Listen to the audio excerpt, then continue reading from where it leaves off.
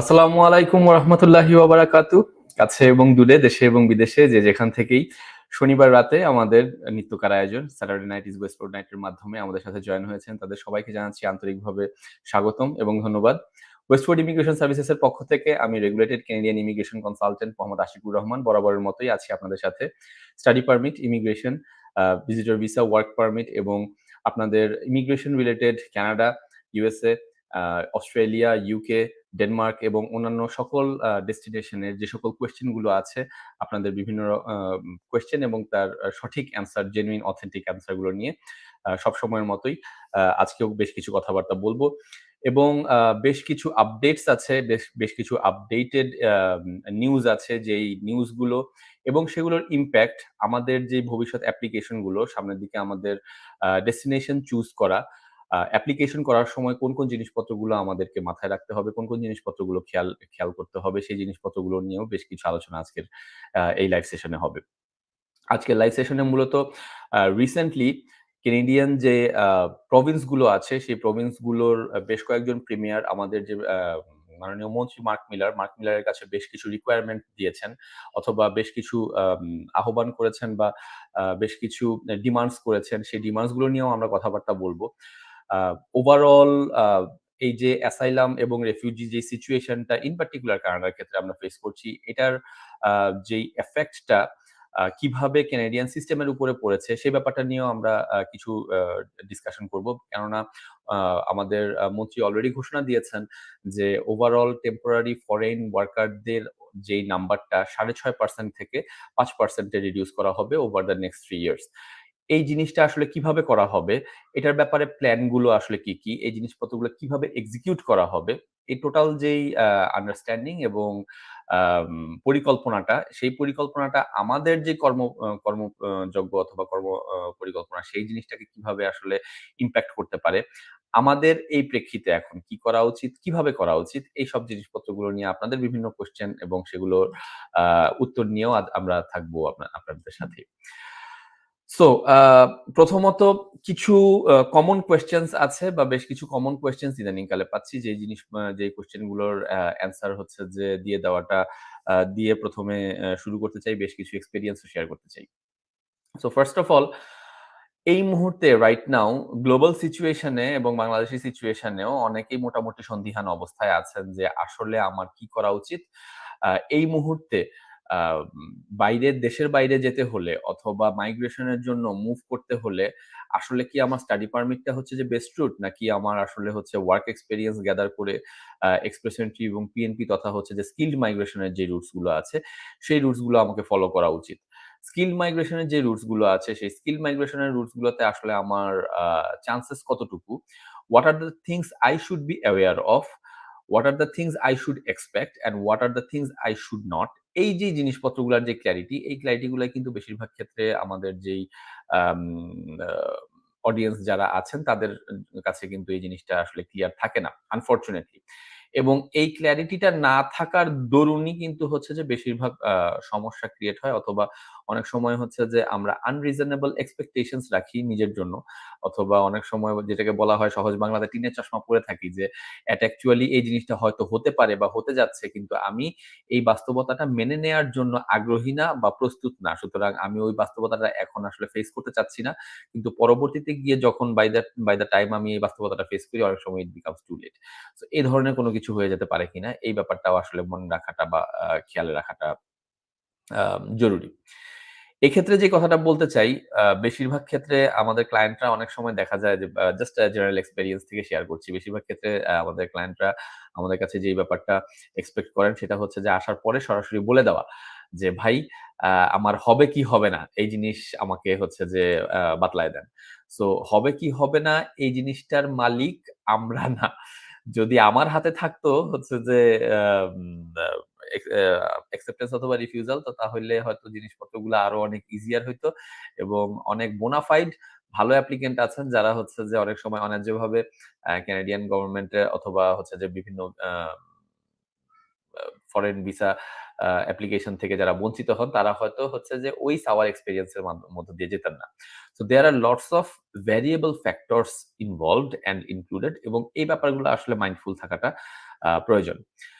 আপনারা যদি in particular মনে করেন বা আপনারা আমাদের আজকের এই সেশনটা আমি একটু রাদার শর্ট করব। সো আপনারা যদি আজকের এই সেশনটার মধ্যে আপনারা ইন পার্টিকুলার মনে করেন যে এই পার্টিকুলার টপিকটা নিয়ে আপনারা আম ডিসকাশন এক্সপেক্ট করছেন অথবা ডিসকাশন চাচ্ছেন অথবা আপনারা চাচ্ছেন যে আমি কোনো একটা পার্টিকুলার টপিকের উপরে আজকে একটু ব্রড ওয়েতে আলোচনা করি। Please feel free to comment যে আপনারা কমেন্ট বক্সে আপনারা YouTube থেকে, Facebook থেকে অথবা যে প্ল্যাটফর্ম থেকেই আমাদের সাথে আম এই মুহূর্তে যুক্ত আছেন, কাইন্ডলি কমেন্ট করে জানিয়ে দিন যে আসলে আপনারা কোন বিষয়টা নিয়ে আপনারা হচ্ছে যে জানতে মোর আগ্রহী। অনেক সময় দেখা যায় যে হয় না? যে উড়ো কথা অনেক ভাসে, যে অনেক কথাবার্তা ভাসে, রিউমার ভাসে। আমি ওখান থেকে শুনছি এরকম, আমার উমক বলছে ওরকম, উমকের হইছে এরকম, তাইলে মনে হয় এরকম। আ আদৌ জিনিসটা আসলে আপনার জন্য অ্যাপ্লিকেবল কিনা বা আপনি যে জিনিসটা নিয়ে আসলে ওয়ারিড হচ্ছেন, সেই জিনিসটা আসলে ওয়ার্থ ওয়ারিং কিনা এই জিনিসটাও কিন্তু আসলে আ বিবেচনা করা এবং জিনিসটা ভেবে দেখাটা হচ্ছে রিকোয়ার্ড বলে মনে করি। সো যদি আপনারা চান যে কোনো পার্টিকুলার টপিক আছে যে টপিকটা নিয়ে আমি কথাবার্তা বলব বা যেটা নিয়ে আপনারা হচ্ছে যে একটু ইন ডেপথ জানতে চাচ্ছেন, শুনতে চাচ্ছেন সেই জিনিসপত্রগুলো নিয়েও কথাবার্তা বলতে পারেন। আ আ আ কমেন্টে জানিয়ে রাখতে পারেন। আমি সেগুলোর থেকে পিক করে কিছু জিনিসপত্র আমি অ্যাডিশনাল ডেসক্রাইব করব। ইয়েস, সো আল্টিমেটলি আমাদের বেশিরভাগেরই লক্ষ্য থাকে হচ্ছে যে বাইরে গিয়ে সেটেল হওয়া। By this settlement, I do mean that obtaining a permanent residency. So আজকে যেমন হচ্ছে যে আমি ক্লায়েন্ট ২ জন পেয়েছি। ২ জনের সাথে কথাবার্তা বলেছি যাদের হচ্ছে আম ওখানে মানে তারা ২ জনেই কানাডাতে অ্যাপ্লিকেশন করতেছেন। কিন্তু কানাডাতে গিয়ে পার্মানেন্ট রেসিডেন্সির মাধ্যমে সেটেল করার কোনো অভিপ্রায় তাদের নাই। এ ধরনের অডিয়েন্স আমি পাই খুবই কম। হাতে গোনা, খুবই কম। বৎসরে যদি আমি হচ্ছে যে এরকম ২০ টাও পাই কিনা সন্দেহ আছে বা ২০ জনও পাই কিনা সন্দেহ আছে। সো আল্টিমেটলি সেই দিক থেকে বলতে পারি যে exceptions are not cannot be taken as example, right? So ultimately আমরা আমাদের বেশিরভাগ অডিয়েন্স বা আমাদের ক্ষেত্রে বেশিরভাগ ক্ষেত্রে এই মন মানসিকতাটাই থাকে যে যারা অলরেডি প্রফেশনাল এস্টাবলিশমেন্ট এ মোটামুটি একটা ভালো অবস্থায় আছি। যে আমি তো এখানে অলরেডি ভালো একটা অবস্থায় আছি। আমি আমার ফিউচার জেনারেশন, আমার বাচ্চা-কাচ্চা যারা আছে, আমার বাচ্চা-কাচ্চার জন্য আসলে একটা বেটার ভবিষ্যৎ বা বেটার ফিউচার সিকিউর করতে চাচ্ছি এবং যেজন্য আমি এই মুহূর্তে আমার আ যে উম স্যাক্রিফাইস গুলা করা প্রয়োজন, সেই স্যাক্রিফাইস গুলা করার মতো আমি হচ্ছে যে অ্যাকসেপ্টেন্স এ আছি। আদারওয়াইজ আমার খায়া-দায়া এত ঠেকা পড়ে নাই যে এখন বাংলাদেশের এত আরামের লাইফ ছেড়ে আমার হচ্ছে যে ওখানে যাইতে হবে। This is one particular group. Another particular group হচ্ছে যে I don't actually know, I just need to get out. হ্যাঁ? আমার আসলে বাংলাদেশ ভালো লাগতেছে না। I am quite frustrated and তিক্ত মানে পুরা ত্যক্ত বিরক্ত হয়ে গেছি। আমি হচ্ছে যে I need to get out. There is another group যে আমি জানি না আসলে গিয়া কি হবে না হবে। আমার জাস্ট গিয়া বাইরে খালি গিয়া পাড়া দেওয়া প্রয়োজন। That's it. সো এই একেক রকমের গ্রুপের একেক রকমের রিকোয়ারমেন্ট থাকে এবং একেক রকমের রেসপন্স থাকে। But on the back of the head, on the back of the mind আমরা সবাই হচ্ছে যে পার্মানেন্ট রেসিডেন্স টা চাই। সো সেই ক্ষেত্রে মেইন রিকোয়ারমেন্ট গুলা আসলে কি? আম শর্ট টার্ম অবজেক্টিভস গুলা ফুলফিল হইলেই কিন্তু লং টার্ম অবজেক্টিভ টা অ্যাচিভ হয়। So long term objective achieve করার জন্য শর্ট টার্ম যেই আমি স্টেপস গুলা নিচ্ছি, সেই স্টেপস গুলা রাইট কিনা এবং যদি না হয়ে থাকে রাইট স্টেপস গুলা কি অথবা আমার কি চেঞ্জেস আনা প্রয়োজন এই জিনিসপত্রগুলাও কিন্তু জানা প্রয়োজন। গতকালকে রাতেও আমি প্রায় হচ্ছে যে ১ ঘন্টা আমার ২ জন প্রাক্তন ক্লায়েন্টের সাথে কথাবার্তা বলেছি যারা আম একজন হচ্ছে যে কোর্স শেষ করে ফেলতেছেন অলমোস্ট আর হচ্ছে যে কয়েকটা কোর্স বাকি আছে। আর হচ্ছে যে আরেকজন আরেক সেমিস্টার হইলেই শেষ হয়ে যাবে। তো তারা ২ জনেই হচ্ছে যে আসলে অত্যন্ত উৎকণ্ঠিত অবস্থায় ছিলেন ওভারঅল পিআর এর সিচুয়েশন এবং অন্যান্য জিনিসপত্র। তো সেটা নিয়ে হচ্ছে যে অনেক অ্যাডভান্সড স্ট্র্যাটেজি আমাদেরকে সাজাতে হয়েছে।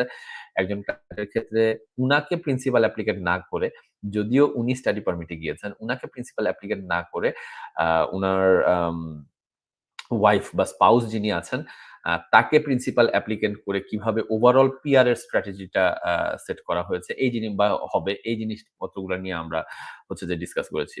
সো আল্টিমেটলি অনেক প্রভিন্সেই অথবা অনেক আম অ্যাপ্লিকেন্টের ক্ষেত্রেই যেখানে যাদের হচ্ছে যে পার্সোনাল প্রোফাইলে হয়তো কিছু জায়গাতে কিছু উইকনেস রয়ে গেছে, সেই উইকনেসটা রিকভার করার জন্য কিন্তু এই ধরনের বিভিন্ন রকমের ডাইভার্সিটি অথবা প্ল্যান গুলা যে ডিফারেন্ট ভাবে করা এই জিনিসপত্রগুলো শরণাপন্ন হওয়া লাগে। কমন কোয়েশ্চেন যে আমাদের আসলে কি হবে? এই যে বর্তমানে যেই ভোলাটাইল একটা সিচুয়েশন চলছে, এই যে বিভিন্ন রকমের নতুন, নতুন প্রায় বলতে গেলে প্রতিদিনই নতুন, নতুন নতুন, নতুন রুলস আসতেছে। এই রুলস গুলা ইমপ্লিমেন্টেশন হচ্ছে। এবং কিছু, কিছু ক্ষেত্রে আমরা দেখতে পাচ্ছি যে গভর্নমেন্ট হচ্ছে যে আসলে ইমিডিয়েটলি একটা স্ট্রিক্ট স্টেপে চলে যাচ্ছে। বেশ কিছু জিনিসপত্র সেপ্টেম্বরের ১ তারিখে ইমপ্লিমেন্ট হওয়ার কথা ছিল। সেই জিনিসপত্রগুলো হুটহাট আগের থেকে যেই অ্যানাউন্সমেন্ট দেওয়া আছে, সেই অ্যানাউন্সমেন্টটাকে ডিসরেসপেক্ট করে বা ডিসরিগার্ড করে হুট করে আমার হচ্ছে যে এই আম টাইমলাইনটা এগিয়ে আনা।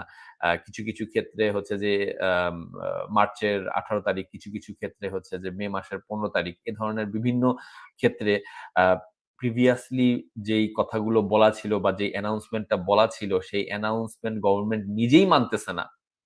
বরং হচ্ছে যে আ আরো এগিয়ে আনতেছে। যে জিনিসটা ওভারঅল যেই সিচুয়েশন এর যে ভোলাটিলিটিটাকে সেই ভোলাটিলিটিটাকে আরো হচ্ছে যে বাড়িয়ে তুলছে। এই সিচুয়েশন এ আসলে আমাদের হোয়াট শুড উই এক্সপেক্ট? কিছু, কিছু ক্ষেত্রে আমি ইভেন এমনও এক্সপেরিয়েন্স পেয়েছি অথবা এমনও হচ্ছে যে কাহিনী শুনেছি যেখানে Canadian CBSE officer at port of entry um applicant কে হচ্ছে যে কাগজে লিখে একটা রুল দিয়ে দিয়েছে। So the applicant was actually contesting যে তুমি যেই রুল বলতেছো সেই রুলে তো আমি পড়ি না। এই রুলটা এখনো পর্যন্ত হচ্ছে যে কোথাও নাই। এই রুলটা আমি হচ্ছে যে অনলাইনে ঘেঁটে পাচ্ছি না। এবং তখন সিবিএসই অফিসার হচ্ছে আম প্রত্যুত্তর দিচ্ছেন যে, "এই রুলটা এখনো পর্যন্ত পাবলিশ হয় নাই। কিন্তু এই রুলটা অত্যন্ত শীঘ্রই আসবে।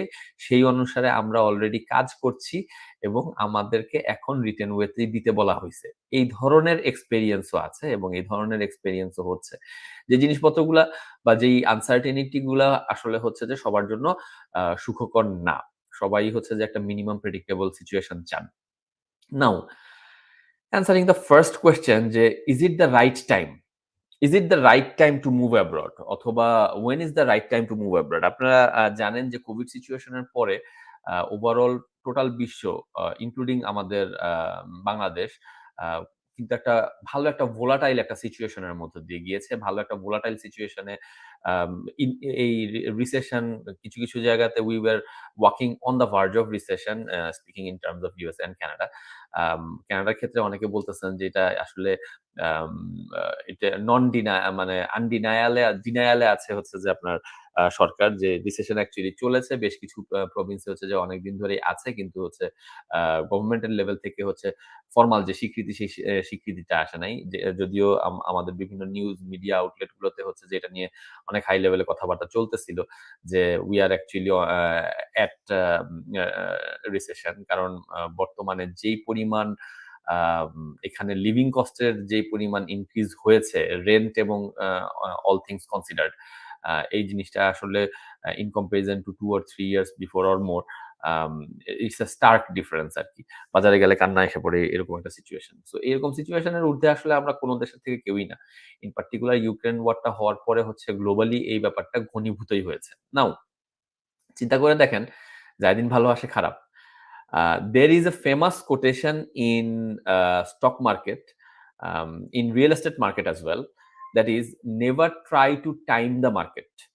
এই কথাটা কাদেরকে বলা হয়? অনেককে দেখবেন অনেক ইনভেস্টর থাকে যারা হচ্ছে যে আম ইনভেস্টমেন্ট আছে, লিকুইড ফান্ড আছে কিন্তু তারা ইনভেস্টমেন্ট এ নামতে চান না। কেন? বলে যে, "আচ্ছা ঠিক আছে নেক্সট স্টক মার্কেট নেক্সট ক্র্যাশটা যখন হবে তখন হচ্ছে যে আমি এই টাকাটা পুরোটা নিয়ে ঢুকবো এবং হচ্ছে যে আমি তখন অনেক লাভবান হয়ে যাবো বা তখন আমি অনেক লাভ করব। আমি ওয়েট করতেছি নেক্সট মার্কেট ডিপটা কখন আসে।" ঠিক আছে? সো আ টাইম করার আ বা মার্কেট টাইমিং করার অনেকে হচ্ছে যে চিন্তা ভাবনায় থাকেন। Unfortunately it takes a miracle and it takes very hard luck to time the market for the general people, for the mass people. In most cases it is actually never ever possible to time the market. It's not possible. Because যদি সবাই market টাইমিংটা ঠিকঠাক মতো করতে পারতো অথবা ধরতে পারতো সবাই হচ্ছে বিলিয়নিয়ার হয়ে যেত, সেটা সম্ভব না। আমি আমার একটা অ্যাপ্লিকেশন করতেছি, এই অ্যাপ্লিকেশন করার আগেই যদি আমি জানতাম যে অ্যাপ্লিকেশন করে আমার হচ্ছে যে অ্যাপ্রুভাল এসে পড়বে নাকি রিজেকশন আসবে, সো তাহলে আমি হয়তো জিনিসপত্রগুলো ডিফারেন্টলি করতাম। I have so many clients যারা হচ্ছে যে অ্যাপ্রুভাল পাওয়ার পরেও হচ্ছে ১ সেমিস্টার ২ সেমিস্টার ক্ষেত্র বিশেষে ১ বছর উনারা ডিফার করতে হইছে এবং those were under unforeseen unavoidable circumstances, এটার উপরে উনাদের কোনো কন্ট্রোলই ছিল না, uncontrollable circumstances। আবার আমার কাছে এমনও উদাহরণ আছে যেখানে হচ্ছে যে আমরা চিন্তাও করি নাই, মাত্র হচ্ছে যে ১২ দিনে অ্যাপ্রুভাল আসছে এবং লাস্ট যে টিকেটটা সেই লাস্ট টিকেটটা ৳৪.৫ লাখ দিয়ে কেটে তারপরে হচ্ছে যে স্টুডেন্ট হচ্ছে গিয়ে তার ইনটেক ধরেছে। And that was not at all planned. So এজন্যই বলে যে মেন প্রপোজেস গড ডিসপোজেস। যিনি হচ্ছে যে বেস্ট প্ল্যানার উনি আসলে জানেন যে উনি আমাদের রিজিকটা আসলে কোথায় রেখেছেন। এক্ষেত্রে আমাদের যেই আগ্রহ, আমাদের যেই আকাঙ্ক্ষা আর সেই অনুসারে বা আমাদের যে ইচ্ছা সেই অনুসারে আমরা সঠিক স্টেপসটা নিচ্ছি কিনা, সঠিক টাইমে নিচ্ছি কিনা, যখন নেওয়া দরকার তখন নিচ্ছি কিনা, এই ব্যাপারটাই সবচেয়ে বেশি আম ম্যাটার করে। So ultimately no matter what situation is going on, situation তো খুব একটা ভালোর দিকে যাচ্ছে বলে মনে হয় না। আমি যদি হচ্ছে যে এই প্রায় ৮-৯ বছরের এক্সপেরিয়েন্স আমার হচ্ছে যে এই ইন্ডাস্ট্রিতে এই গত ৮-৯ বছরের এক্সপেরিয়েন্স থেকে যদি আমি বলি, I can recall very well recall from 20 আম আ 15-16 ওই টাইমের যেই টাইমটা, ওই টাইমের যে রিকোয়ারমেন্ট গুলা, তারপরে আস্তে, আস্তে how things evolved. সো ওই টাইমের সাথে টাইমলাইনের সাথে ক্রোনোলজি যদি আমি মিলাই, আম প্রবলেমস অ্যাকচুয়ালি একটার পর একটা নতুন করে আসতেছে। সো ওই যে যায় দিন ভালো আসে খারাপ, এই থিওরিতেই আমাদেরকে থাকতে হবে, কিছু করার নাই। সো মার্কেট টাইম করার এই চিন্তা ভাবনাটা থেকে বের হয়ে আসাটাই বেটার। যে এখন একটু খিট খেয়ে বসে থাকি। সামনের দিকে এটা হচ্ছে যে চেঞ্জ হয়ে যাবে হাই লেভেলে এবং হচ্ছে সামনের দিকে এই জিনিসপত্রগুলা থাকবে না। পরবর্তীতে তখন আমি যাবো। এই রকমের চিন্তা ভাবনা করলে লসের ভাগীদার হওয়ার সম্ভাবনাই অনেক সময় বেশি থাকে। এক্ষেত্রে কিছু ব্যাপার আছে যে জিনিসপত্রগুলা depends on trend. Right now, due to our experience, due to the immense number of clientele that we serve and that takes our service, um, আমরা বেশ কিছু ব্যাপারে ট্রেন্ড অ্যানালিসিস করতে পারি। বেশ কিছু ব্যাপারে আগাম আমাদের কিছু আন্ডারস্ট্যান্ডিং আসে এবং কিছু ধারণা আসে। আমরা যখন আমাদের ক্লায়েন্টদেরকে হচ্ছে যে ফাইল প্রিপারেশন এর দিকে যাই বা ওদিকে যাই, তখন হচ্ছে যে অনেক সময় ফাইল সাবমিশন এর আগে অথবা প্রিপারেশন ফেজেও আমি ক্লায়েন্টের সাথে বেশ কিছু ব্যাপারে কথাবার্তা বলি। আমার এমন বেশ কিছু ক্লায়েন্ট আছেন যাদের ক্ষেত্রে আমি অনেকের ক্ষেত্রে হচ্ছে যে ইনটেক পিছিয়ে দিয়েছি বা ইনটেক পিছিয়ে দেওয়ার জন্য রিকমেন্ড করেছি। Uh uh mentioning quite a few reasons and clauses. এবং ইভেন এখন যারা আসতেছেন তাদেরও আসলে কার কোন সেমিস্টারে যাওয়া উচিত, কার কোন প্রভিন্সে যাওয়া উচিত। কেননা the overall number of visa has been capped. প্রত্যেকটা প্রভিন্সকে অলরেডি জানিয়ে দেওয়া হয়েছে যে টেম্পোরারি রেসিডেন্ট কোন প্রভিন্সে কি পরিমাণ রাখতে পারবে বা কোন প্রভিন্স কি পরিমাণ কত অ্যামাউন্টে অ্যাপ্রুভাল দিতে পারবে। সো ওভারঅল এই ক্ষেত্রে ওভারঅল স্টাডি পারমিটের অ্যাপ্রুভাল কোন প্রভিন্স কতগুলা পাবে, সেই জিনিসপত্রগুলাও প্রভিন্সদেরকে অলরেডি জানিয়ে দেওয়া হয়েছে। এবং এই জিনিসপত্রগুলো নিয়ে এখন ব্যাপক বাকবিতণ্ডা চলতেছে। কেননা প্রভিন্স এবং তাদের ওভারঅল নাম্বার অফ ইউনিভার্সিটি এবং সেগুলার সাইজ এবং সেগুলার ক্লায়েন্ট সাইজের উপরে ডিপেন্ড করে এই জিনিসটা নিয়ে ফেডারেল সরকারের সাথে প্রভিন্স গুলার বিরাট লেভেলে দর কষাকষি চলতেছে। The provinces are coming up with the argument, যেটা আমি অনেক আগেই বলেছিলাম। আপনারা যদি যারা আমার প্রিভিয়াস লাইফ খেয়াল করেন, সেই প্রিভিয়াস লাইফেও আমি হচ্ছে এই সিমিলার কনসার্নটাই আমি আম রেইজ করেছিলাম যে কানাডা আসলে হচ্ছে যে they are trying to in some aspect run before they learn to walk। এরকম অনেকটা হচ্ছে যে জিনিসপত্র আগে ইমপ্লিমেন্টেশন এ দিয়ে দেওয়ার পরে ভেজাল আসলে তারপরে দেখে নিবনে, অথবা ভেজাল আসলে তারপরে I will set it right accordingly। এই যে একটা প্রবণতা, ওই প্রবণতা বা ওই অ্যাপ্রোচে হাঁটার চেষ্টা করতেছে। which ultimately does not actually pan out well for Canada, I would say. Why? Because unlike UK অথবা অস্ট্রেলিয়া, যেখানে ইউনিভার্সিটির কাছে আসলে ডিউ ডিলিজেন্স এর দায়িত্বটা দিয়ে দেওয়া আছে, বা ইউনিভার্সিটি যখন ক্লিয়ারেন্স দিয়ে দেয় তখন হচ্ছে যে ওইসব দেশের ভিসা অফিসাররা আসলে until or unless admissibility issue অথবা কান্ট্রিটা এবং অন্যান্য ইস্যু যেগুলো আছে সেই ইস্যুগুলাতে হচ্ছে যে বড় লেভেলের কোন রকম কোন সমস্যা না থাকলে আমরা বেশিরভাগ ক্ষেত্রে বেশিরভাগ যেই সাফল্যটা দেখে থাকি সেই জিনিসটা কিন্তু কানাডার ক্ষেত্রে একই রকম না। এখানে ভিসা অফিসার হচ্ছে যে আল্টিমেট পুলসিরাত। উনি হচ্ছে মা-বাপ। আপনার সবকিছু পারফেক্ট আছে, সবকিছু ওকে আছে। ভিসা অফিসারের আপনার চেহারা দেখে পছন্দ হয় নাই। You might not get the visa. অথবা আপনার হচ্ছে যে প্রিপারেশনটা ফাইল প্রিপারেশন ওভারঅল পছন্দ হয় নাই। অথবা খারুজ ভিসা অফিসার সেদিন হচ্ছে যে খুব বউয়ের সাথে ঝগড়া করে এসে বসছে অথবা খুব খারাপ মাইন্ডে আছে, মুড মেজাজে আছে, বসের কাছ থেকে লাথি খেয়ে আসছে। সো ওইটার খাটটা আপনার উপর দিয়ে উঠাইতে পারে। কিছু করার নাই। Unfortunately this is what it is and that is how unpredictable they are. কেমন ভিসা অফিসার এবং কেমন সুপিরিয়র এর হাতে পড়েছে অথবা ওই পার্টিকুলার টাইমে কোনো আলাদা কোনো পলিসি দিক নির্দেশনা দেওয়া ছিল কিনা এবং দেওয়া থাকলে সেই জিনিসটা কিভাবে ইমপ্যাক্ট করতেছে। সবগুলো জিনিসপত্র সমন্বয়ে কিন্তু হচ্ছে যে রেজাল্টটা আসে। So now I would suggest don't try to time the market.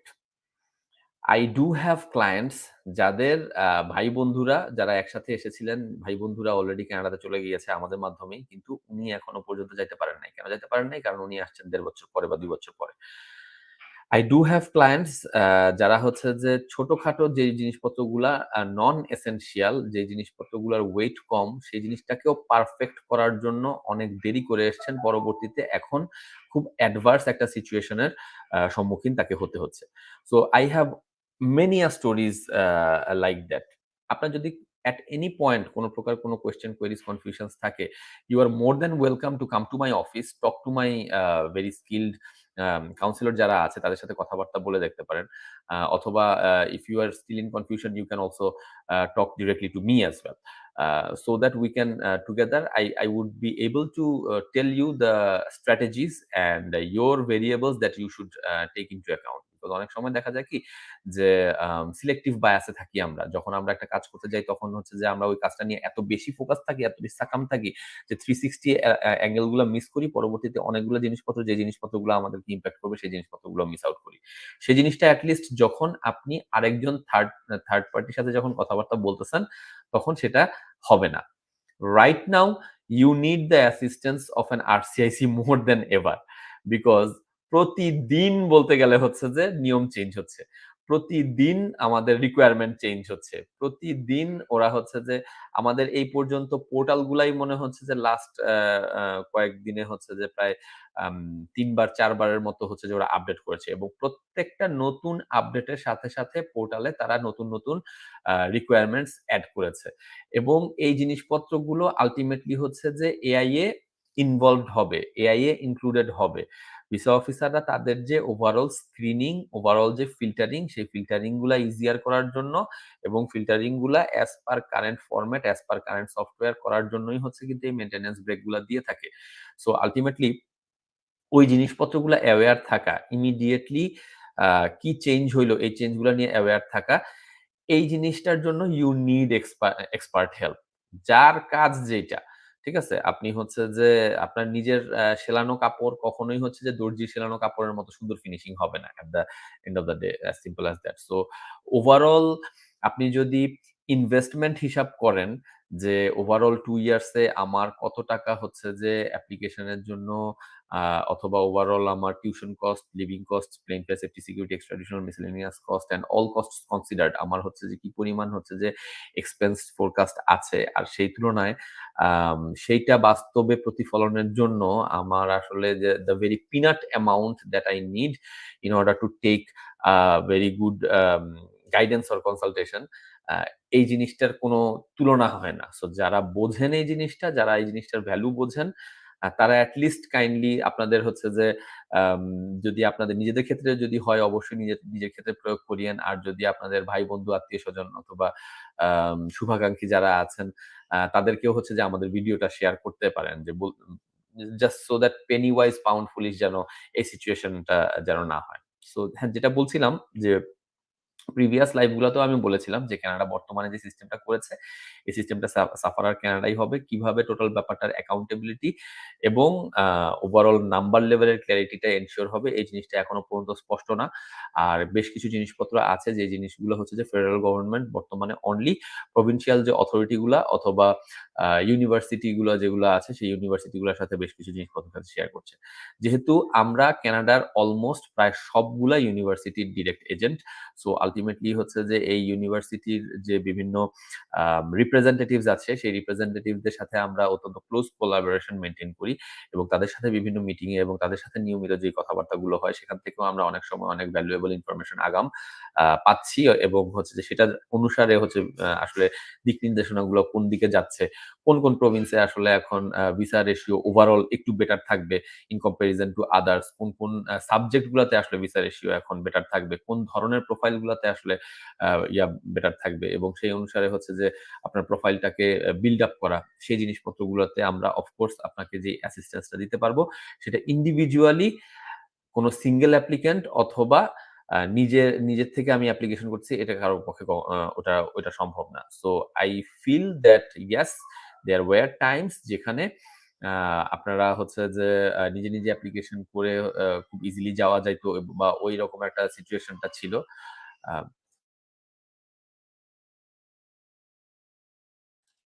কিন্তু এখন আনফরচুনেটলি কিন্তু ওই সিচুয়েশন বা এখন আ ওই সার্কামস্ট্যান্সটা কিন্তু অনেকাংশে চেঞ্জ হয়েছে এবং বর্তমান যে চেঞ্জড আ বাস্তবতা, বর্তমান যে চেঞ্জ পার্সপেক্টিভস গুলো আছে, এই চেঞ্জ পার্সপেক্টিভস গুলো জেনে সেই অনুসারে স্টেপস নেওয়াটা মোস্ট ইম্পোর্টেন্ট বলে মনে করি।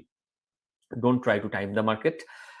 If it is in your interest that I am going to pursue my higher studies, um, take steps now. Take take action now. If it is within your aspiration or if it is within your interest যে আমি হচ্ছে যে migrate করতে চাই, take steps now. আমি গতদিন আরেক doctor আপুর সাথে কথা বলতেছিলাম। সেই ডাক্তার আপু উনার হচ্ছে যে সিআরএস স্কোর ছিল মাত্র ৩৬০। সো এই ৩৬০ সিআরএস স্কোর নিয়ে উনি ডাক্তার, উনি হচ্ছে যে জেনারেল ফিজিশিয়ান যেটা হচ্ছে যে একটা লাইসেন্স রিকোয়ার্ড এনওসি অথবা প্রফেশন। এই জিনিসটা জেনেও উনি খুলে রেখেছেন। উনি হচ্ছে যে প্রোফাইল লঞ্চ করে রেখেছেন।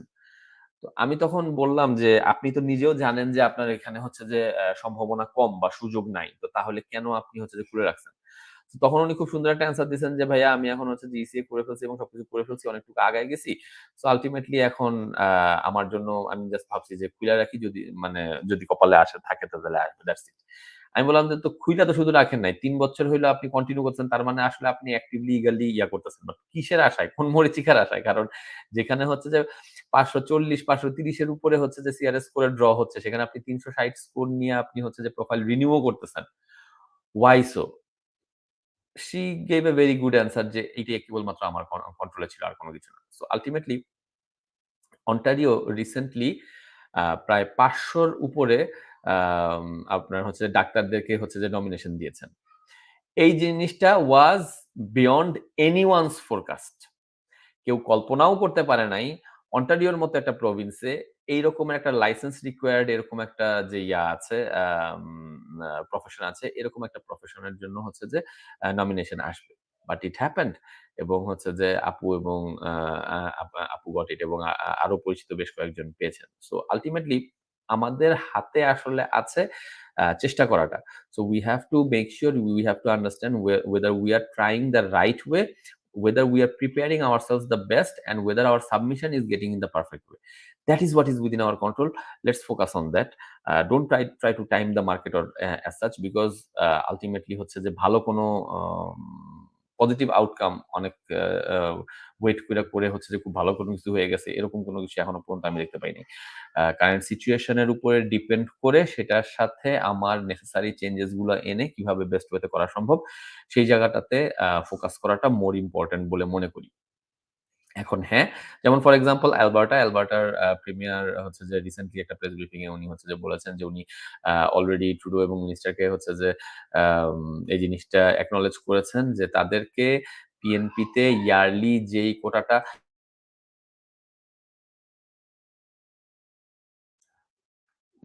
পিএনপি এবং অন্যান্য যেই কোটাগুলো আছে সেই কোটাগুলো আম আ তাদেরকে ওভারঅল যে পরিমাণটা হচ্ছে যে দেয়া হয়েছে, সেই আ অ্যামাউন্টটা তারা হচ্ছে যে প্রায় মোর দ্যান 100% ইনক্রিমেন্ট চেয়েছেন। প্রায় ১০,০০০ এর মতো অ্যারাউন্ড হচ্ছে যে প্রতি বছর অ্যালবার্টা তে হচ্ছে যে নমিনেট করা হয়ে থাকে বা পিএনপি যে প্রোগ্রামটা আছে তাদের মাধ্যমে হচ্ছে উনারা যে দেন সেই অ্যামাউন্টটা উনারা ডাবল চেয়েছেন। যদিও হচ্ছে যে ফেডারেল গভর্নমেন্ট থেকে যে প্রপোজালটা দেওয়া হয়েছিল সেটা হচ্ছে যে উনাদের এটা হচ্ছে যে নাম্বারটা কমানোর জন্য।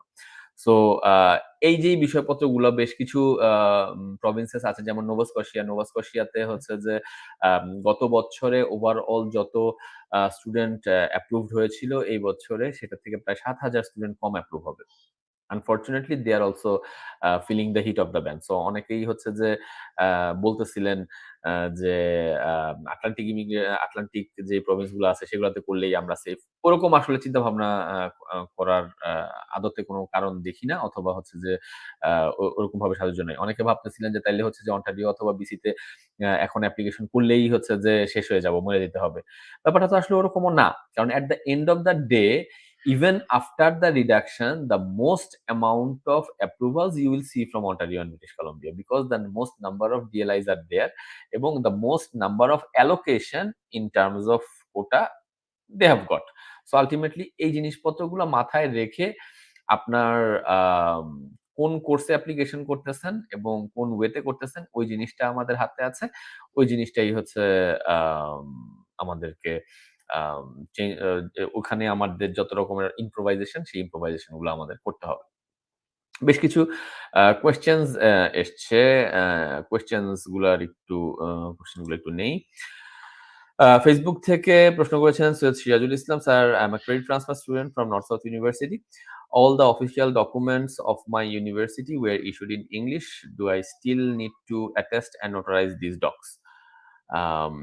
I withdrew my admission from NSU after getting the LOA of MUN. As I discontinued my study beforehand after fall 2023, will it create any negative impression on the VO? Though we can explain it in study plan and SOP properly. So what is the definition of properly that I am not aware of? Shirajul, আপনি আসলে কোন ওয়েতে বলছেন? Because there is no proper way. First of all, yes, you need to get all your transcripts and documents, academic documents notarized because that is the requirement as given from Canadian Visa Office.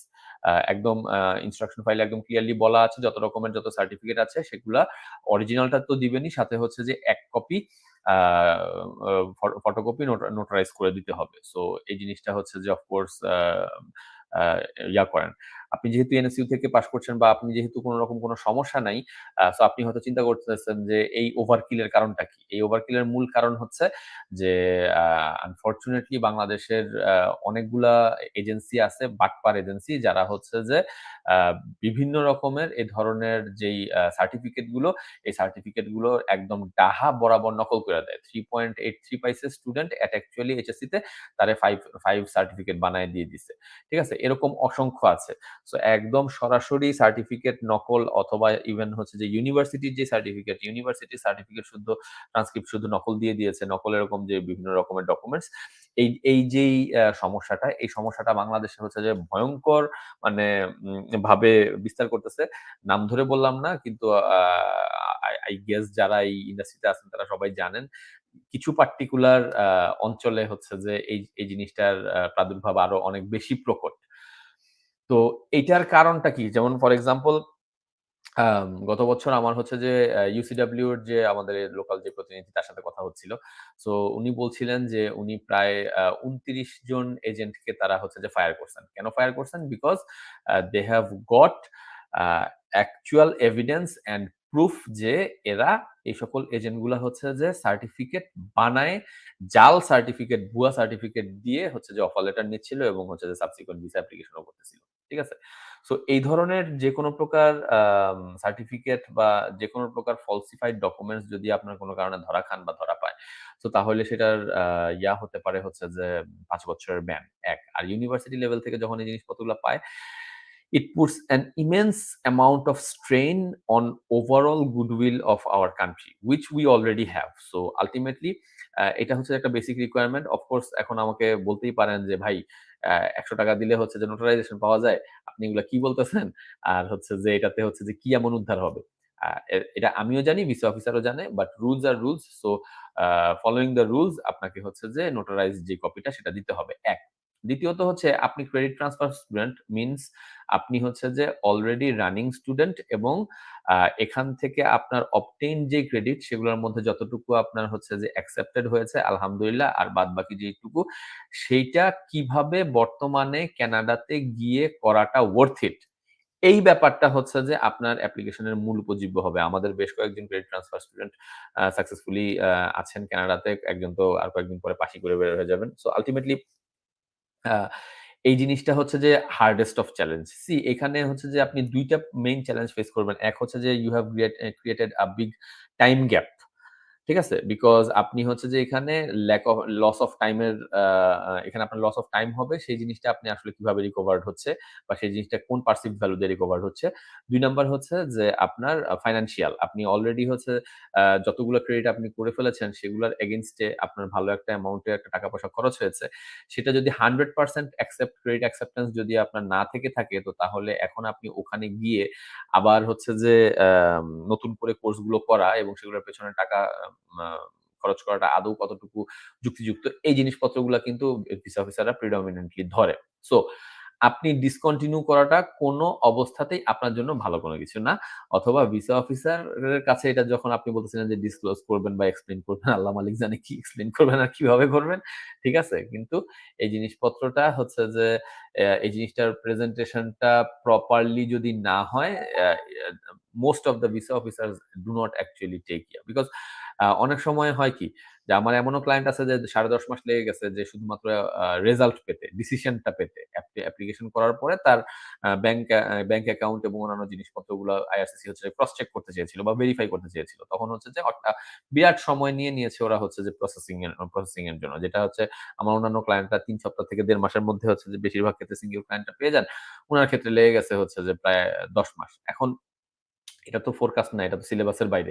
কিছু করার নাই। But আ ওই ১০ মাস কি উনি বসে থাকবেন? So আপনি তো আ আপনার হোল প্রেমিসিস অফ অ্যাপ্লিকেশন হচ্ছে যে আমি অলরেডি স্টুডেন্ট, আমি রানিং স্টুডেন্ট। সো আপনার যদি হচ্ছে যে আপনি রানিং স্টুডেন্ট থেকে হয়ে যান, before getting the decision that tells otherwise না? সো এই জিনিসপত্রগুলো হচ্ছে যে আমার ধারণা আপনার যথেষ্টই ভোগান্তি পোহাতে হবে at your application if you are confused or if you think that you need help to better prepare your application of course আপনি আমাদের অফিসে আমাদের সাথে যোগাযোগ করতে পারেন। কোন সমস্যা নেই। জামালস ড্রিম প্রশ্ন করেছেন IELTS 6 listening A 5.5 right overall Canada or Australia MENG possible? Kindly answer দিবেন। আচ্ছা, কানাডাতে কিছু ইউনিভার্সিটিজ আছে যারা হচ্ছে যে অনেক সময় MOI অথবা ডুওলিঙ্গো দিয়েও হচ্ছে যে আম অফার লেটার দিয়ে থাকে।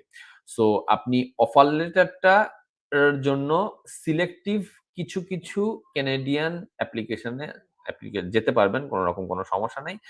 আ কিন্তু আম ভিসা অ্যাপ্লিকেশনের আগে অবশ্যই আপনার নতুন IELTS স্কোর লাগবে যেখানে overall 6.5 no band less than 6 লাগবেই। যেগুলা MOI দিয়ে করে সেগুলাতেই খালি অ্যাপ্লিকেশন করতে পারবেন রাইট নাও। কারণ এই IELTS করে কোন কানাডিয়ান মাস্টার্স অ্যাপ্লিকেশন নিয়ে MENG সম্ভব না। দূরের কথা। Not possible. আর হচ্ছে যে যদি Duolingo দিয়ে হচ্ছে যে Duolingo একটা বেটার স্কোর নিয়ে করতে পারেন অথবা MOI যারা অ্যাপ্রুভ করে তাদের ক্ষেত্রেই করা যাবে। আর কোন কিছু না। আনফরচুনেটলি ফর অস্ট্রেলিয়া আপনি যেহেতু হচ্ছে যে মাস্টার্স লেভেলে আছেন, অস্ট্রেলিয়াতেও বেশিরভাগ ইউনিভার্সিটি আপনাকে হয় কন্ডিশনাল অফার লেটার দিবে অথবা হচ্ছে অফার লেটার নাই দিতে পারে। ঠিক আছে? So if you are truly serious about either Canada or Australia, in that case I would highly suggest to reappear in IELTS and for now যদি আপনার ফান্ড ম্যাচুরিটি থাকে বা ফান্ড যদি ওভারঅল ঠিকঠাক থেকে থাকে ইন দ্যাট কেস আপনি হচ্ছে যে যেগুলাতে ওই যে MOI অথবা দিয়ে অ্যাপ্লিকেশন করার সেগুলাতে করে অফার লেটার সিকিউর করতে পারেন এবং ইন দ্য মিন টাইম ১-২ মাসের মধ্যে একটা হচ্ছে যে ডেট নিয়ে রাখলেন এবং পরবর্তীতে আবার IELTS টা করতে হবে। বাট এই IELTS নিয়ে যাওয়ার সম্ভাবনা at this point, at this situation and time খুবই কম। আতিকুল ইসলাম নাঈম প্রশ্ন করেছেন, University of Alberta, University of Calgary, Concordia University of মন্ট্রিয়ালের মধ্যে কোন ইউনিভার্সিটিটা ভালো হবে মাস্টার্সের জন্য? Civil engineering course based on future PR and job. So, Alberta as a province can be called as the Mecca for engineers in Canada. So ultimately হচ্ছে যে University of overall, if I were to make a ranking of it, I would rank it the same way that you have mentioned. এক নম্বরে থাকবে university of Alberta, তারপরে Calgary এবং তারপরে Concordia. কনকর্ডিয়াতে আমি হচ্ছে সবাইকে সবসময় সাজেস্ট করি না। এটা হচ্ছে যে সিচুয়েশন এবং প্রোফাইলটা বুঝে আপনার ওভারঅল প্রোফাইলে অথবা সিভিল ইঞ্জিনিয়ারিং এর হিসাবে আমি মনে করি যে অ্যালবার্টা এবং ক্যালগেরি থেকে কোনটা থেকে যদি আপনার অফার লেটার আসে, আপনার ওগুলাকে প্রায়োরিটাইজ করা উচিত দেন দ্যাট অফ কনকর্ডিয়া।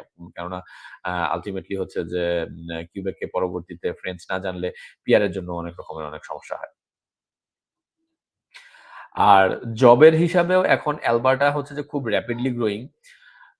টরন্টো থেকে একটা গত বছরই শুধুমাত্র প্রায় হচ্ছে এস্টিমেশন আছে রাফলি প্রায় ৬০,০০০ মানুষ টরন্টো থেকে ক্যানাডা অ্যালবার্টাতে মুভ করেছেন। বেশিরভাগই হচ্ছে যে এডমন্টন এবং ক্যালগারিতে। এবং পরবর্তীতে এই যে হাই লেভেলের ইনফ্লাক্স এবং the amount of cash input হয়েছে, এই জিনিসটা একটা যথেষ্ট পজিটিভ ভূমিকা রেখেছে এবং the Province is also growing pretty fast. So ultimately overall হিসাবে জবের জন্য ক্যানাডাতে অনেক কথাবার্তাই শুনবেন, জব নাই হাহাকার। ভাই যারা ইনকম্পিটেন্ট তারা বাংলাদেশেও জব নাই। ঠিক আছে? বাংলাদেশেও সবাই হচ্ছে যে জব নিয়ে বইসা রয়েছে, ব্যাপারটা এরকম না। সো যারা কম্পিটেন্ট, যারা হচ্ছে যে নেটওয়ার্কিং বোঝেন, যারা হচ্ছে যে অ্যাপ্রোচ বুঝেন, যারা কিভাবে এপ্লাই করতে হবে, কিভাবে কোন কাজটা করতে হবে, কোন জায়গাতে যাইতে হবে এই জিনিসটা বোঝেন। ক্যানাডাতে এইরকম আজ পর্যন্ত আমার লাইফে কাউকে বসে থাকতে দেখি নাই। ঠিক আছে? হ্যাঁ, অফকোর্স লাক এখানে একটা বড় কম্পোনেন্ট। অনেক সময় হচ্ছে যে আপনি ফুললি কম্পিটেন্ট কিন্তু আপনার লাক ক্লিক করতেছে না। That's a different issue. But বেশিরভাগ ক্ষেত্রে কম্পিটেন্ট পিপল দের লাকও বসে থাকে না। কিছুদিনের মধ্যে ক্লিক করে যায়। সো ওভারঅল জব পার্সপেক্টিভ কোনটাতেই কোন সমস্যা না। পিআর পার্সপেক্টিভ এর দিক থেকেও আমি মনে করি যে আপনার ছবি যেটা দেখতেছি সেখান থেকে যেটা জাজ করতেছি, Alberta is fair enough and good, কোন সমস্যা নেই। মাকসুদ আহমেদ রিমন প্রশ্ন করেছে, আসসালামু আলাইকুম স্যার। ওয়ালাইকুম আসসালাম। I want to meet with you. It is very easy and fine. আপনি হচ্ছে যে খুব সহজেই আমার কাউন্সিলরদের সাথে কথাবার্তা বলতে পারেন অথবা আমার সাথে মিটিং সেট করতে পারেন। আমার অফিসে এটার জন্য যোগাযোগ করলেই হবে, কোনো সমস্যা নেই। কি নাম ভাই? ওকে। হ্যালো, আমি কানাডাতে এমএসসি ইন সিএসই করতে চাচ্ছি। সেপ্টেম্বর সেশনে ইনশাআল্লাহ। সো আমি কি আমার বিএসসি ডিগ্রিটা ওয়েস্ট ইভালুয়েশন করে যাওয়া উচিত for PR pathways in future? পরে পিআরে বিএসসি এর জন্য পয়েন্ট ক্লেম করতে চাইলে এটা হেল্প করবে কিনা?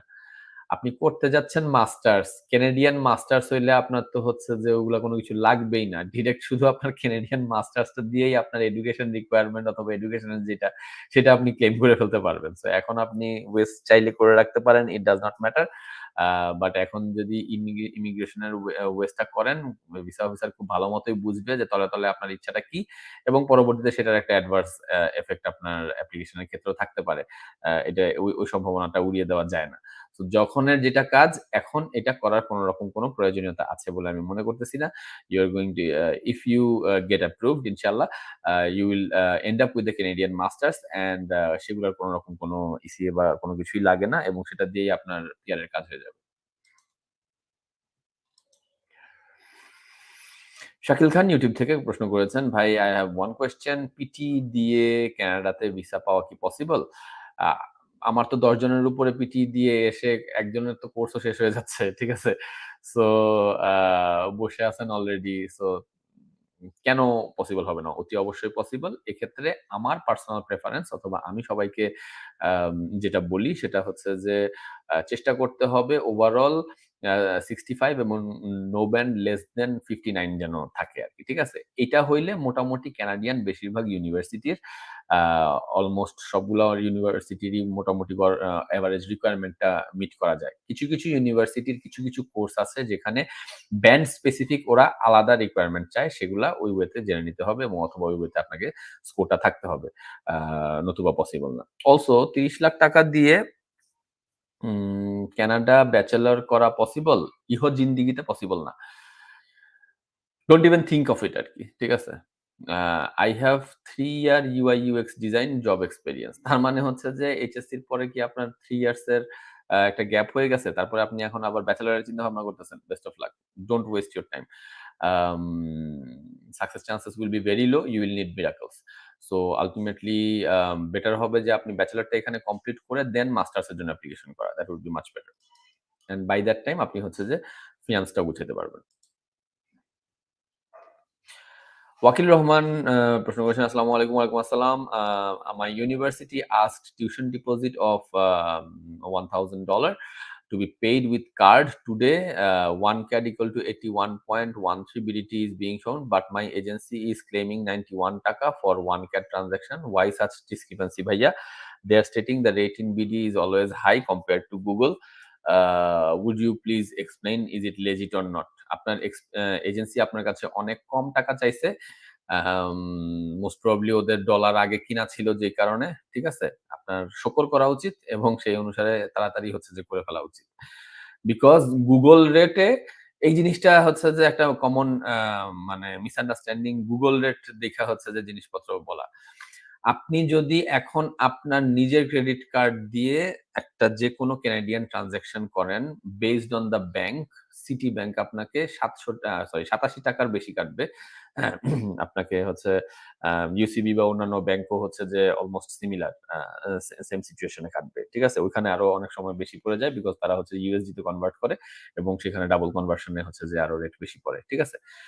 সো ৮১.১৩ এই ইয়াতে আমাকে $১০০ কিনা দেখান।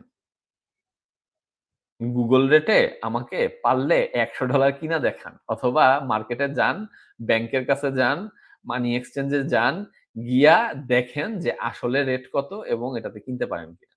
সো এই জিনিসপত্রগুলো দিয়ে কখনো সোয়েড হবেন না। এই জিনিসপত্রগুলো সম্ভব না। আপনার যদি আপনি মানে ব্যাংক থেকে আপনি ইভেন ফান্ড পাঠাইতেও চান, সেক্ষেত্রেও হচ্ছে যে এখন ৮৩-৮৪ নিচে কেউ পাঠাইতে পারতেছে না। আর ক্রেডিট কার্ডে তো আরো অনেক বেশি কাটতেছে। সো আল্টিমেটলি হচ্ছে যে এই জিনিসটার ডিসক্রিপেন্সি সবসময়ই থাকে। Google rate is not your actual rate. ঠিক আছে?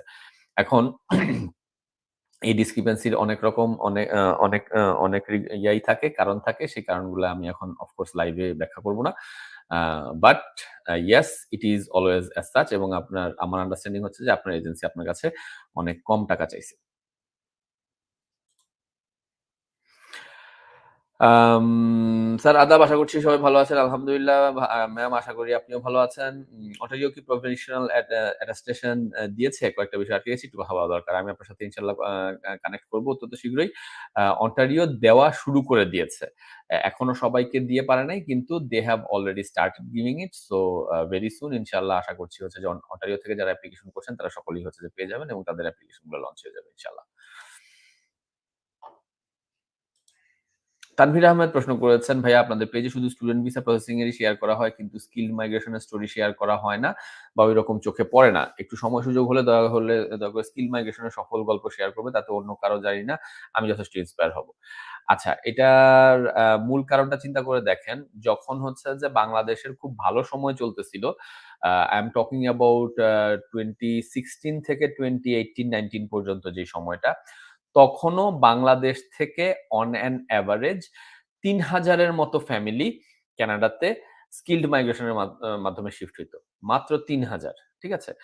আর এখন সেটার নাম্বারটা আরো অনেক কমে গেছে। কেননা আগে একটা high number of applicants including myself, আমি নিজেও হচ্ছে যে এক্সপ্রেস এন্ট্রিতে আসছি কানাডাতে।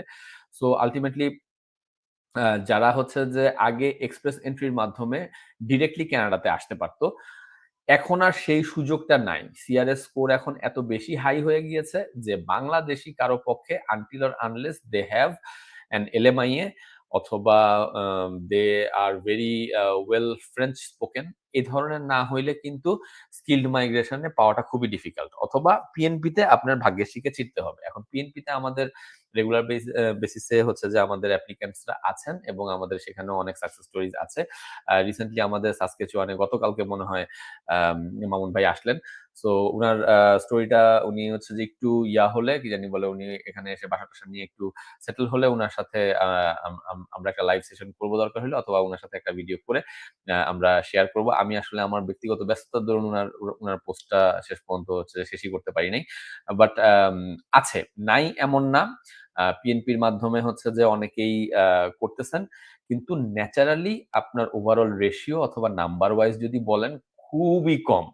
আপনার ৫০০ জন স্টুডেন্ট গেলে তার এগেইনস্টে একজন হচ্ছে যে স্কিলড মাইগ্রেন্ট পাওয়া যাচ্ছে কি যাচ্ছে না এই ব্যাপারটা সন্দেহ। ঠিক আছে? সো যেখানে ওই রেশিওতেই কম বা যেহেতু নাম্বারই কম সো আপনার চোখে পড়বে কম, এটাও স্বাভাবিক। ঠিক আছে?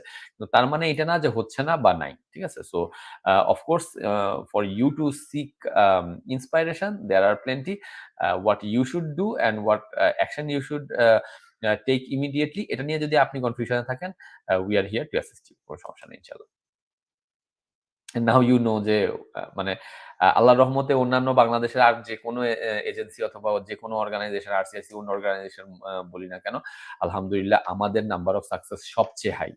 This is due to our superior experience and our superior file processing only. And এই জিনিসটা মার্কেটে অলরেডি সবাই খুব ভালো মতোই জানেন। সো আলটিমেটলি হচ্ছে যে স্বাভাবিকভাবে আমাদের ওই ক্লায়েন্টেলটা বেশি থাকার কারণে আমাদের কাছে হচ্ছে যে আম ওই সাকসেস স্টোরি গুলা হচ্ছে যে মোর ফ্রিকোয়েন্টলি পান। যতগুলা সাকসেস স্টোরি গত ৩ মাসে আমার পেজ থেকে দেখছেন অথবা যতগুলা ছবি আসছে আমার পেজ থেকে, অন্য পেজ গুলাতে গিয়া দেখেন কি অবস্থা চলতেছে।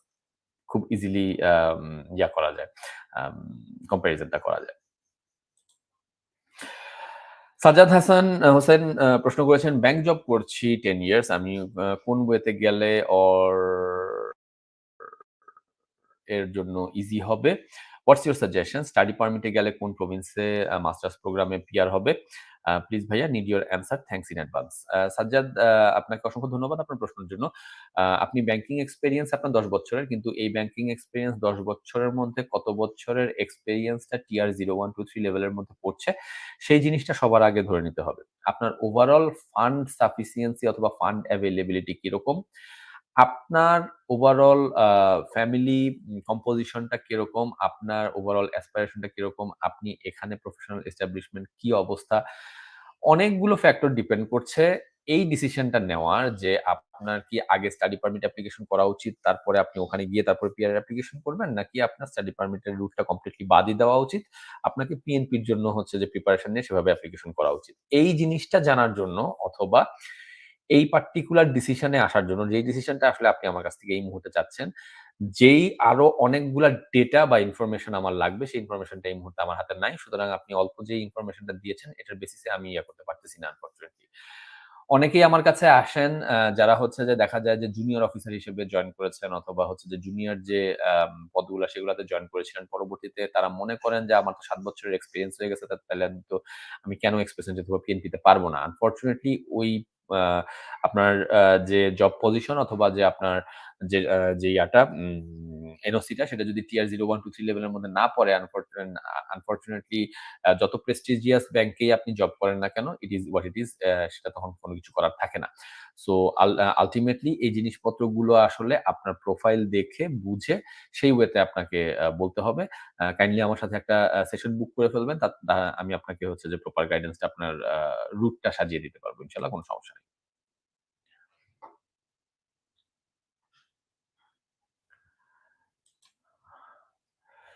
ওয়াকিল সাবসিকুয়েন্ট আবার প্রশ্ন করেছেন, "Will everybody demand same rate for the CAD payment?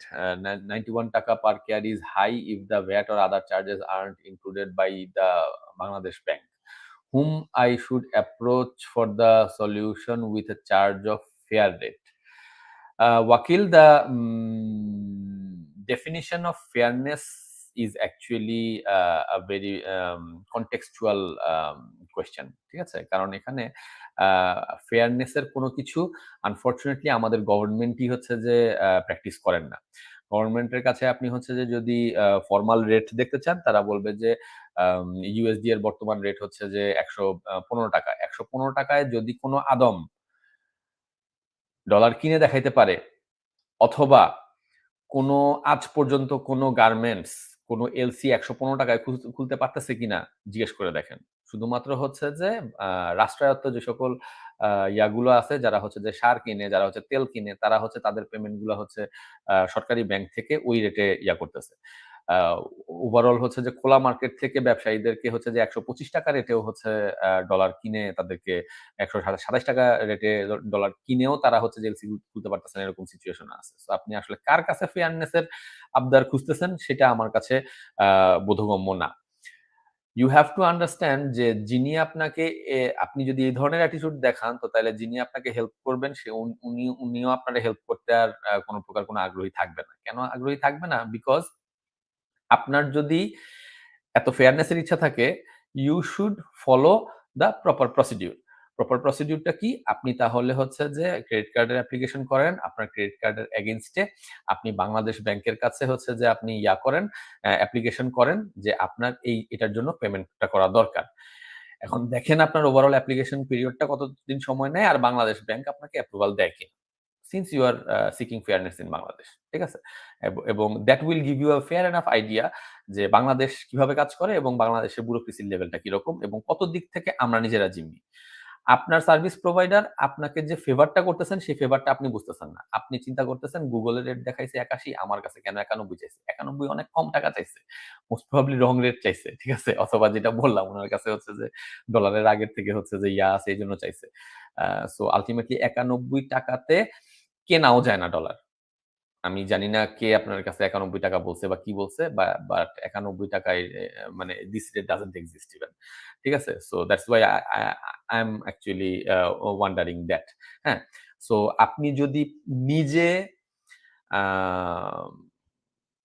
করার মতো সিচুয়েশন এ না থাকেন বা নিজে যতক্ষণ পর্যন্ত করতে না যাইতেছেন ততক্ষণ পর্যন্ত ভেতরের ইন্টিগ্রেট ডিটেইলস গুলা এবং কত লেভেলের রেড টেপ, কত রকমের ভেজালে যে জর্জরিত থাকতে হয় বাংলাদেশের একটা অ্যাকচুয়াল প্র্যাকটিসের সিচুয়েশনটা এটা বুঝবেন না।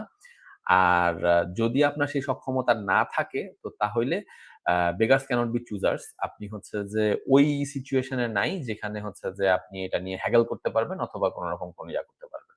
So if you do not have any better alternative, you should settle for the best alternative that is already at your hand. Otherwise, that when that alternative will also not be available for you, it is only you who are going to be in trouble.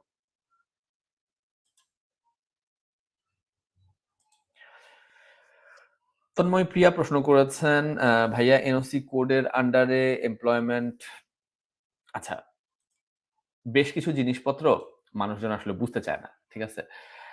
এর মধ্যে একটা হচ্ছে যে কিভাবে এই ফরেক্স জিনিসটা কাজ করে অথবা কিভাবে এই রেটটা কেন ডিফার করে। ভাই, বাংলাদেশে রাইট প্রপার চ্যানেলে অ্যাপ্রুভাল নিয়ে পেমেন্ট করা অলমোস্ট ইম্পসিবল একটা ব্যাপার।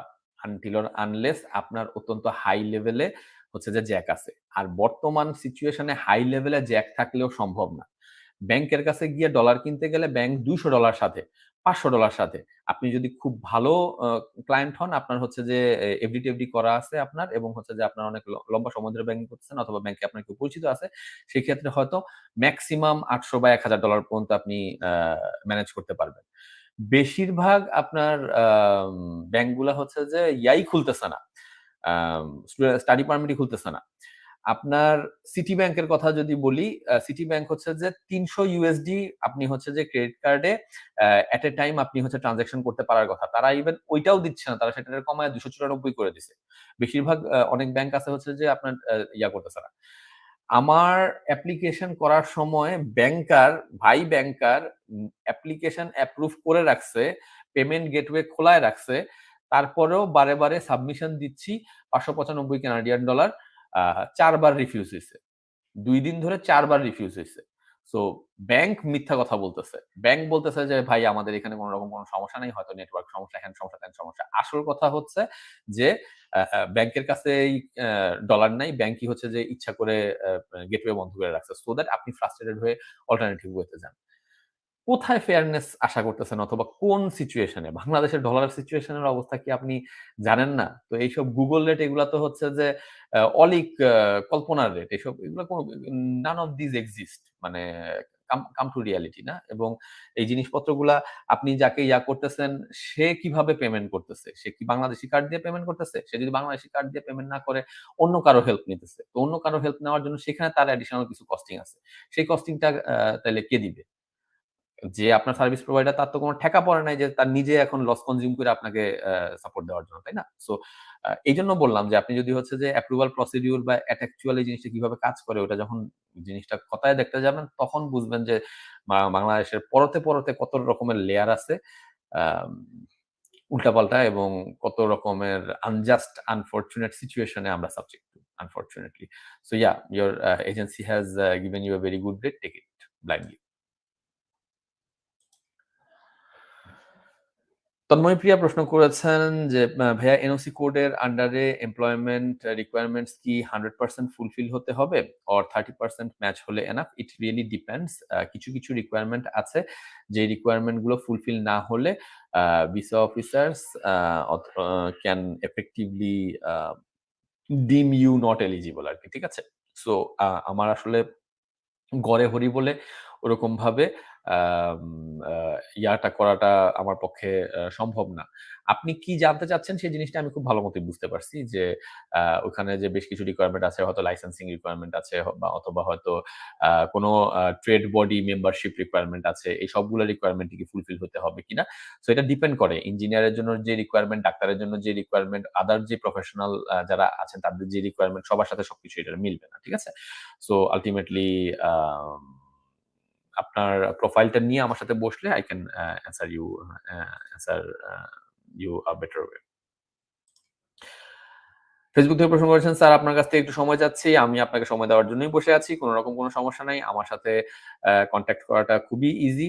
আপনি ফেসবুক পেজে আমাদেরকে মেসেজ দিতে পারেন। এখানে হচ্ছে যে আমার এই ভিডিওতেও হচ্ছে যে ফোন নাম্বার দেওয়া আছে। ফোন নাম্বারে আপনি কমিউনিকেট করতে পারেন। সরাসরি আমার অফিসে গিয়ে আমার স্টাফদের সাথে কথাবার্তা বলতে পারেন। I have the biggest team among all the Bangladeshi RCICs in Bangladesh. So ultimately yes, আপনাকে সেবা দেওয়ার জন্যই আমরা বসে আছি। It is just one step away. So no worries. Okay.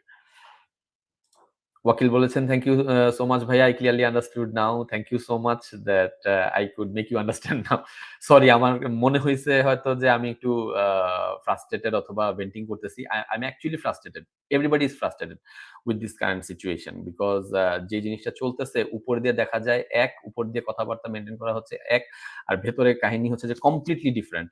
আপনি মনে করেন হচ্ছে যে একটা ভিসা করবেন। আপনি একটা ভিসা সাবমিশন করবেন। আপনি আমার কাছে এসে আপনার ফ্যামিলি কম্পোজিশন এর উপরে ডিপেন্ড করে শুধুমাত্র আপনার ভিসা চার্জই হচ্ছে যে $825 আসতে পারে। সো আপনি আমার কাছে $825 ক্যাশ দিলেও কোন রকম কোন লাভ হবে না। আপনার হচ্ছে যে অ্যাপ্লিকেশন পেমেন্টটা করতে হবে একটা ক্রেডিট কার্ডের মাধ্যমে এবং সেখানে ইয়াটা করতে হবে। সো আনফরচুনেটলি এই জিনিসপত্রগুলো এখন যথেষ্ট হাই লেভেলের ব্যারিয়ার্স ফর স্টুডেন্টস এবং সেখানে হচ্ছে যে যে যেভাবে পারে সাহায্য করতেছে।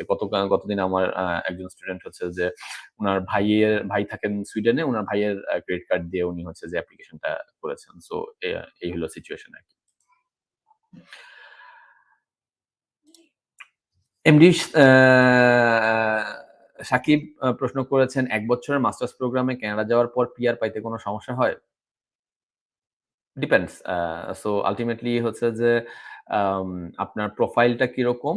পিআর এর জন্য যে রিকোয়ারমেন্টস গুলো, সেই রিকোয়ারমেন্টস গুলো আপনি মিট করছেন কিনা? কোন স্ট্রিমে আপনি অ্যাপ্লিকেশন করতেছেন? কোন প্রোগ্রামে আপনি অ্যাপ্লিকেশন করতেছেন? এবং সেই প্রোগ্রামের পয়েন্ট রিকোয়ারমেন্ট কি অবস্থা? পয়েন্ট ট্রেন্ড কি এবং সেই অনুসারে আপনার হচ্ছে যে আম হচ্ছে কিনা জিনিসটা, এই জিনিসপত্র অনেকগুলা আ ব্যাপারের উপর এটা ডিপেন্ড করে আরকি। সো আপনার ওভারঅল প্রোফাইল ইভ্যালুয়েট না করে আনফরচুনেটলি আ জিনিসটা বলাটা পসিবল না। আমি আপনার অফিসে ৩ বার গিয়েছি। আমার ওয়াইফ স্টাডি পারমিটের অ্যাপ্লিক্যান্ট। আমার ওয়াইফ পলিটিক্যাল সায়েন্স থেকে অনার্স করেছে। ইডেন কলেজ থেকে গত ফেব্রুয়ারিতে রেজাল্ট দিয়েছে। আপনাদের অফিস থেকে বলছে মাস্টার্সের জন্য পলিটিক্যাল সায়েন্স এর জন্য স্টাডি প্ল্যান ভিসা অফিসারকে স্যাটিসফাই করানো যাবে না। তাহলে কোন সাবজেক্ট চুজ করা যায়? করা যাবে না ব্যাপারটা এটা না। আম বর্তমান সিনারিও কি, আপনার ওভারঅল প্রোফাইল ব্যাকগ্রাউন্ড কি এবং সেই অনুসারে আপনার এটা হচ্ছে যে কানাডাতে বর্তমানে পলিটিক্যাল সায়েন্স এর আসলে রিকোয়ারমেন্ট কতটুকু? কানাডাতে পলিটিক্যাল সায়েন্স এই বা এই আর্টস রিলেটেড এই টাইপের যেই আ ইয়াগুলা আছে, আম কোর্সগুলা আছে সেই কোর্সগুলাতে এখন হচ্ছে যে ভিসা রেশিওর কি অবস্থা, আপনার ওয়াইফের কি কোনো জার্নাল পাবলিকেশন আছে কিনা, অথবা উনি কি কোনো ফান্ড সিকিউর করতে পেরেছেন কিনা, উনি বর্তমানে কি কাজ করছেন, উনার বর্তমান প্রফেশনাল এস্টাবলিশমেন্ট এর কি অবস্থা, সেটার সাথে উনার আরেকটা পলিটিক্যাল সায়েন্স যায় কিনা, ঠিক আছে? বিকজ এমনও হইতে পারে আমার অফিস থেকে হয়তো দেখছে যে উনি বর্তমানে হচ্ছে যে কাজ করেন না, বা অনেক লম্বা স্টাডি গ্যাপ হয়ে গেছে, অথবা হচ্ছে যে যেটা কাজ করেন সেটার সাথে পলিটিক্যাল সায়েন্সের কোনো মিল নেই। সো সেরকম ক্ষেত্রে বলতেই পারে আপনাকে যে স্টাডি ভিসা অফিসারকে স্যাটিসফাই করানো যাবে না। কারণ যদি হচ্ছে যে এটা মানে লজিক্যাল প্রোগ্রেশন না হয়, আনফরচুনেটলি পসিবল হয় না। সো আমার পক্ষে আসলে আপনার এত অল্প ইনফরমেশন থেকে আপনাকে সলিউশনটা দেওয়া পসিবল না। সো আপনি যদি স্টিল আনস্যাটিসফাইড থাকেন বা ক্লারিফাইড যদি আপনি না থাকেন, আপনি চাইলে হচ্ছে যে আমার সাথে একটা সেশন নিতে পারেন, এবং সেই অনুসারে আমি আপনাকে ক্লিয়ার করে দিব। কোনো রকম কোনো সমস্যা নেই। আম রোজা রেখে আসলে লাইভ করতে অসম্ভব কষ্ট হয়, টু বি অনেস্ট। হ্যাঁ, আজকে এনার্জিও একটু কম, কারণ রাতে ঘুম কম হইছে। এই কারণে তারপরেও বেশ কিছু জিনিসপত্র আসলে নতুন ছিল, যে জিনিসপত্রগুলা আমি মনে করলাম যে আপনাদের সাথে আসলে আম কথা বলাটা জরুরি। সেপ্টেম্বর সেশনে যারা আছেন, যাদের অলরেডি হচ্ছে যে অফার লেটার আছে, আ আমি বলব এই মুহূর্তে আমি আর্নেস্টলি রিকোয়েস্ট করব, আল্লাহর ওয়াস্তে হচ্ছে যে মানে অ্যাজাম্পশন এর উপরে অথবা চান্স নেওয়ার জন্য অ্যাপ্লিকেশন করা, এ ধরনের কোনো অ্যাপ্রোচ থেকে বিরত থাকুন। আপনার যদি কোনো ছেলে-মেয়ে, ভাই-বোন, আত্মীয়স্বজন, বন্ধু-বান্ধব যেই হচ্ছে যে অ্যাপ্লিকেশন করবেন না কেন, তাদেরকে দরকার হলে আমার আ লাইভের লিংকটা পাঠাতে পারবেন, অথবা তাদেরকে আমার ভিডিওর লিংকটা পাঠিয়ে তাদেরকে এই যে সতর্কতাটা, এই সতর্কতাগুলো অবলম্বন করতে বলেন। আ হেল্প ইস জাস্ট ওয়ান স্টেপ অ্যাওয়ে। আপনার যদি হচ্ছে যে ফাইন্যান্সিয়াল সমস্যা থাকে, আপনি খুব ইজিলি আমাদের যে কাউন্সিলর সার্ভিসটা আছে, আপনি কাউন্সিলর সার্ভিস নিতে পারেন। কাউন্সিলর সার্ভিস মাত্র ৳30,000 টাকাতে আমরা হচ্ছে যে প্রোভাইড করতেছি। সো এত কম টাকাতে অনেক এজেন্সিও হচ্ছে যে সার্ভিস প্রোভাইড করে না। সো আম আ আমার যেই দক্ষ কাউন্সিলররা আছে তাদের হাত দিয়ে অলরেডি হচ্ছে যে গত বছরে অনেকে গিয়েছেন। এই বছরও সাকসেস অলরেডি ৩ টা এসেছে। সো আল্টিমেটলি প্রচুর ভিসা হচ্ছে আমাদের, এবং এট লিস্ট আমার কাউন্সিলরদের মাধ্যমে অ্যাপ্লিকেশন করলে আপনার প্রোফাইল ড্যামেজড হবে না। আপনার প্রোফাইলটা এট লিস্ট যদি কোন কারণে আল্লাহ না করুক, যদি কোন কারণে রিফিউজ ও আসে, পরবর্তীতে আপনি অ্যাপ্লিকেশন করার মতো একটা সিচুয়েশন এ থাকবেন। কিন্তু অনেক এজেন্সি থেকে অনেকে অনেক সময় অনেক রকমের অ্যাপ্লিকেশন করে আনেন, যেগুলো পরবর্তীতে আমরা দেখি যে প্রোফাইল এত ব্যাডলি ড্যামেজড হয়ে গেছে, ওখানে হচ্ছে যে আসলে সালভেজ করার মতো কোন সিচুয়েশন নাই। অনেকের অনেক বড় ব্রেক নিতে হয়, অনেকের আর কোন কিছু করারও থাকে না। সো বর্তমান যে changed situation, changed information, changed requirement, সেগুলোর সাথে মিল রেখে now you need the guidance and now you need the help of an RCIC more than ever. So of course যারা হচ্ছে যে আপনারা যদি মনে করেন যে যাদের আমার সাহায্য প্রয়োজন, I am here to help you. যদি মনে করেন যে আমার ফাইন্যান্সিয়াল কনস্ট্রেইনটস আছে, তাহলে আমার my counsellors are here to help you. But help is just a call away. Don't do things or don't take risk, অথবা আগুনে হাত দিয়ে কাইন্ডলি হচ্ছে যে টেম্পারেচার মাপার চেষ্টা করিয়েন না। ইন মোস্ট কেসেস হাত পুড়ে যায়, এবং that is not a good outcome.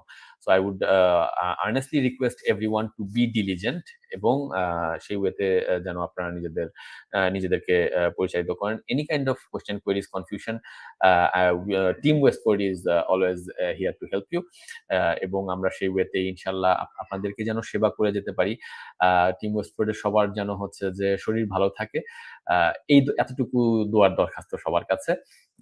আমরা যেন হচ্ছে যে আম যেই সততা, নিষ্ঠা এবং সুনামের সাথে আপনাদেরকে সার্ভিস দিয়ে যাচ্ছি, সেটা যেন আপহোল্ড করতে পারি।